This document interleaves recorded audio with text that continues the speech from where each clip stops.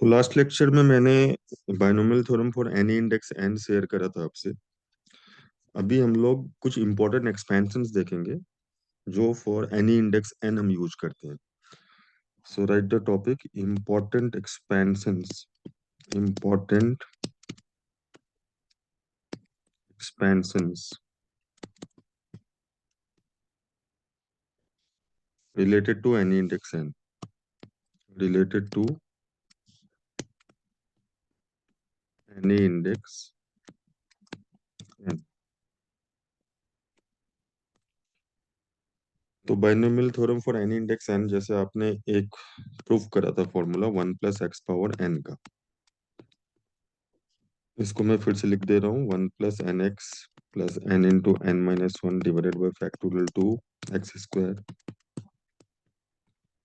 Plus n into n-1 n-2 divided by factorial 3 x³ आपको याद होगा कि ये इनफाइनाइट टर्म्स तक था, है ना।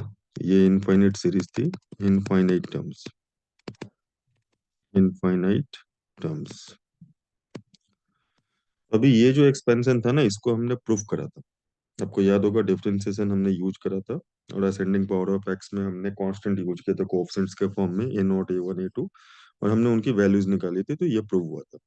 अब इसी से सिमिलर जो एक्सपेंशन है, इसको यूज करके आप उनको लिख सकते हैं। तो इसको अगर आप नंबर 1 दे दो, फर्स्ट एक्सपेंशन, तो the second expansion is 1 - x⁴n, जो आप इजिली लिख सकते हो इसके through. The third expansion is you can write 1 + x⁻n।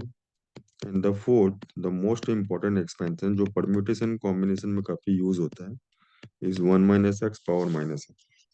और ये फोर्थ वाले का हमें कोफिशिएंट ऑफ x⁻r भी निकालनी होगी, क्योंकि ये काफी वाइडली यूज होता है। इनफैक्ट मैं लिख दे रहा हूँ coefficient of x⁻r in 1 - x⁻n, ये हम प्रूफ करेंगे इज n+r−1 CR। ये हम प्रूफ करेंगे। ओके। तो पहले ये 1 - x⁻n जो आपको लिखना है, इसमें बस आपको क्या करना है आप अगर इन दोनों को कंपेयर करें 1 और 2 को, तो बस x और -x का फर्क है, तो राइट साइड में आप x को -x से रिप्लेस कर दो। बस यही करना है आपको। तो जब आप x को -x से रिप्लेस करोगे तो ये -nx आ जाएगा। फिर सेकंड वाले में देखो कोई फर्क नहीं पड़ेगा, क्योंकि x² है, तो -x का होल स्क्वायर भी x² होगा। थर्ड वाले में देखो आप -x का क्यूब है, तो ये माइनस बाहर आ जाएगा, फिर से -n वाले में कोई फर्क नहीं पड़ेगा। तो इस तरीके से आप इस एक्सपेंशन को लिख सकते हो, और ये भी कहाँ तक जाएगा, infinite terms. Now the third one में आपको n को रिप्लेस करना -n से, x ही रहेगा। तो फर्स्ट वाले एक्सपेंशन में हम क्या करेंगे, n की जगह -n करेंगे हर जगह। ठीक है। तो 1, सेकेंड वाला देखो आप -n × x -nx आएगा। थर्ड वाला जब आप n को -n करेंगे और माइनस कॉमन लेंगे, तो जब आप -n × -n -1/2 करेंगे फैक्टोरियल 2, तो ये हो जाएगा n × n+1 divided by 2 factorial, क्योंकि दोनों से माइनस कॉमन आएगा ना, दोनों ब्रैकेट से। तो सेकंड टर्म आपका हो जाएगा n × n+1 factorial 2 x²। In fact third term, first तो 1 है।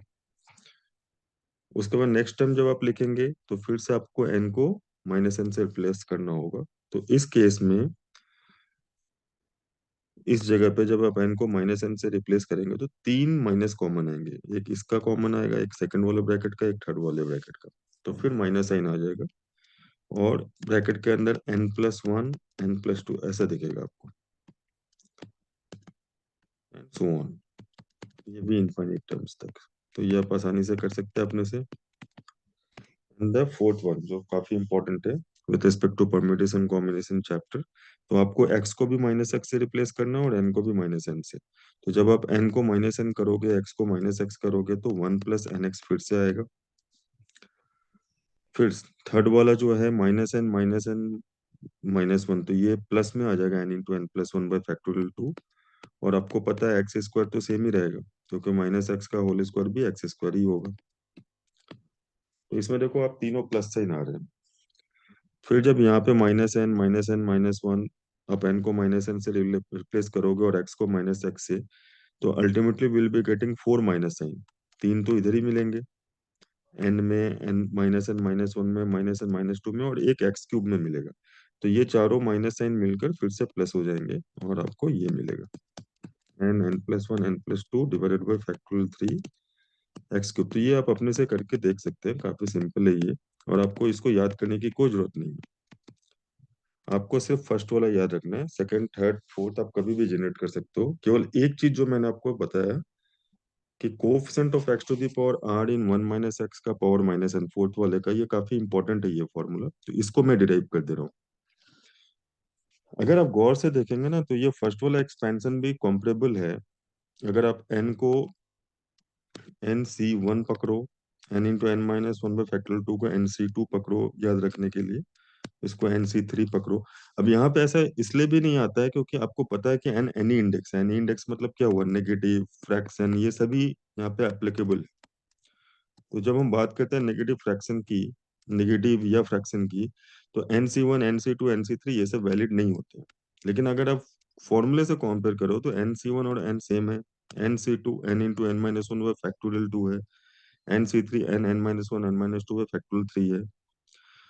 और मैं आपको बताऊं कि अब इसमें जब नेगेटिव आप इंटीजर लोगे ना, तो नेगेटिव इंटीजर जैसे लोगे, n को -4 लोगे, -5 लोगे, तो बाद में जब आप ये वाला फॉर्मूला यूज करोगे ना, c वाला, तो ये ज्यादा आसान होगा कैलकुलेट करना। क्योंकि मान लो -n-5 है, आप n को 5 पुट करोगे, मान लो आपको एक्स स्क्वायर का कोएफिशिएंट निकालना है, तो 5+2 - 1 c2, तो जल्दी से आंसर आएगा। तो हम क्या करेंगे, इसको कन्वर्ट करेंगे किस फॉर्म में, ये n+r-1 cr वाले फॉर्म में कन्वर्ट होगा ये। हाँ, आप ये क्वेश्चन जरूर पूछ सकते हैं कि सर जब ये फ्रैक्शन के लिए भी वैलिड है n, तो हम ऐसा क्यों कर रहे हैं। ये हम फ्रैक्शन वाले केस में यूज नहीं करेंगे, ये हम तब यूज करेंगे जब -n कोई नेगेटिव इंटीजर है, -4 है, -5 है, तो उस समय आपका n 4 5 पॉजिटिव नंबर आएगा और आप इसको आसानी से यूज करेंगे, और इसका यूज परम्यूटेशन कॉम्बिनेशन में काफी होता है। तो मैं इसको कन्वर्ट कर रहा हूँ। अब देखो, ये जो nx है इस एक्सपेंशन का, इस nx को हम लिख सकते हैं nc1। ये जो सेकंड वाला है ना, n into n+1 divided by factorial 2, इसको आप n+1 c2 लिख कर देखो, तो आपको मैच करेगा इससे, क्योंकि n+1 c2 is n+1 factorial divided by 2 factorial और फिर n-1 फैक्टोरियल। तो जब आप इसको कैंसिल आउट करोगे तो n+1 into n divided by factorial 2, तो ये उससे मैच कर रहा है। अब ये किससे मैच करेगा, ये मैच करेगा n+2 c3 से।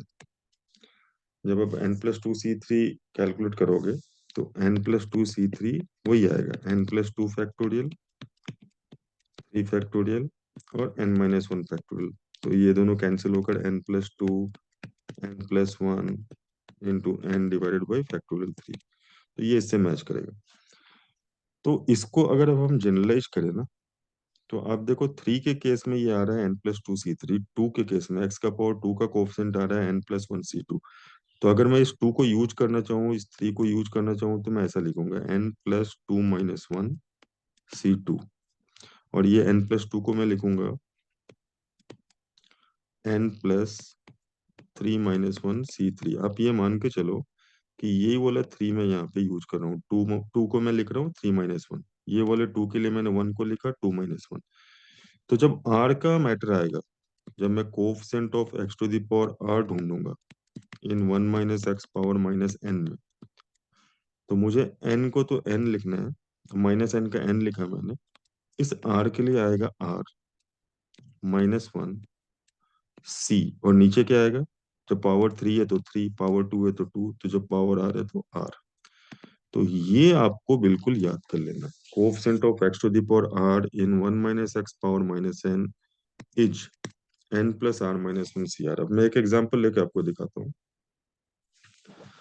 Suppose we need to find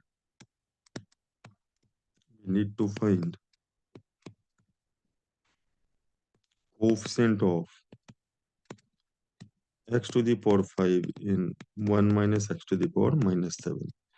तो माइनस एन की वैल्यू -7 हो गई, तो एन की वैल्यू क्या होगी 7, आर की वैल्यू क्या होगी 5। तो आपका आंसर आएगा n+r-1 CR, मतलब 7+5-1 C5, मतलब 11 C5। ये आंसर आ जाएगा।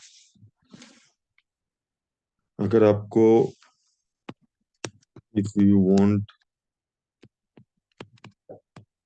Coefficient of x⁻³ in 1 - x⁻², तो आपकी r की वैल्यू हो जाएगी 3, माइनस एन की वैल्यू -2, तो एन की वैल्यू हो गई 2। तो आंसर हो जाएगा n+r-1 CR मीन्स 2+3 - 1 C3। तो ये क्या है 5 - 1 4 C3, है ना। तो इस तरीके से आप काफी जल्दी में ये आंसर कर सकते हैं। और इसका यूज मैंने बताया था परम्यूटेशन कॉम्बिनेशन में काफी ज्यादा होता है। तो वो फिर से मैं एक बार रिपीट करूंगा कि आप ये चारों एक्सपेंशन को कोरिलेट करके बिल्कुल अच्छे से कर सकते हो। ये एक्सपेंशन तो आपको याद रखना पड़ेगा। उसके बाद केवल x को -x, n को -n, यही सब करना है आपको।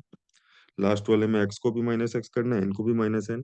और ये फोर्थ वाले से coefficient of x⁻r in 1 - x⁻n हम एक्सप्रेस कर सकते हैं n+r-1 CR के फॉर्म में, जो काफी इंपॉर्टेंट है with respect to permutation and combination chapter, जिसमें काफी वाइडली यूज होगा। तो आप इसको अच्छे से रिवाइज करो, और ये दो आप एग्जाम्पल भी देख सकते हो।